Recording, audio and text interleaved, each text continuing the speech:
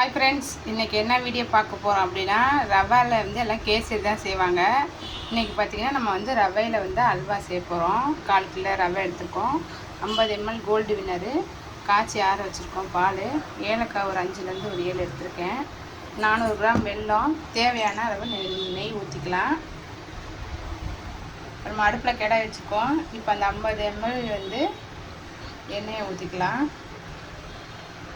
Next பார்த்திங்கன்னா நெய் வந்து ஒரு 2 ஸ்பூன் ஊற்றிக்கலாம்.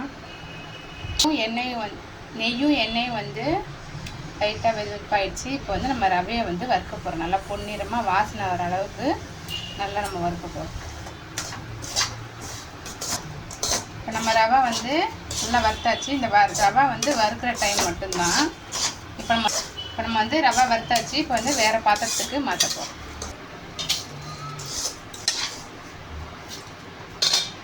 ரவை வறுத்த பாத்திரத்துலேயே சும்மா 1 ஸ்பூன் அளவு தண்ணி ஊற்றிட்டு நம்ம 400 கிராம் வெல்லம் வச்சுருக்கோம் இல்லையா, அது பாகெலாம் எடுக்க வேணாம், அதுலேயே நமக்கு வந்து மெல்ட் ஆயிரும். இப்போ நம்ம ரவையை வறுத்து வச்சுருக்கோம்ல, அந்த பவுலில் நம்ம காய்ச்சி ஆற வச்சுருக்கிற பாலை வந்து இப்போ ஆட் பண்ண போகிறோம். நம்ம ரவை முங்குற அளவுக்கு ஊற்றினா போதும். கிளறி வச்சுருக்கோம். இப்போ நம்ம வெல்லம் மெல்ட் ஆயிடுச்சு. இப்போ நம்ம ரவையை இதை வந்து ஆட் பண்ண போகிறோம்.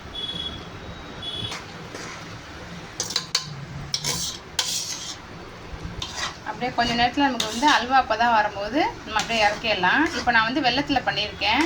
இதை வந்து நீங்கள் வந்து சர்க்கரையில் கூட பண்ணலாம். எப்படின்னா சர்க்கரையை வந்து நம்ம கேரமல் பண்ணுவோம்ல, அந்த மாதிரி பண்ணிவிட்டு அப்படியே நம்ம ரவையை ஆட் பண்ணிக்கலாம்.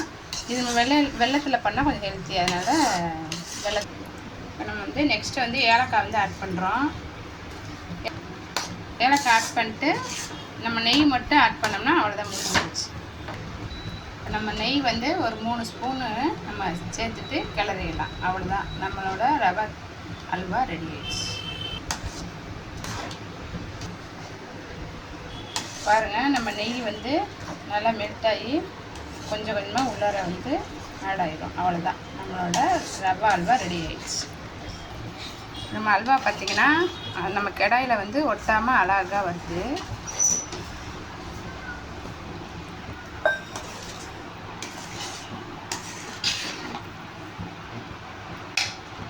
நம்ம வந்து இப்போ அடுப்பை ஆஃப் பண்ணியாச்சு.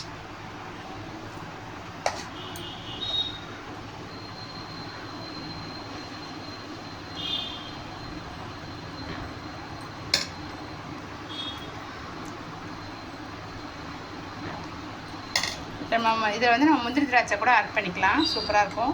ஓகே ஃப்ரெண்ட்ஸ், பிடிச்சிருந்துச்சுன்னா லைக் பண்ணுங்கள், ஷேர் பண்ணுங்கள், கமெண்ட் பண்ணுங்கள், சப்ஸ்கிரைப் பண்ணுங்கள்.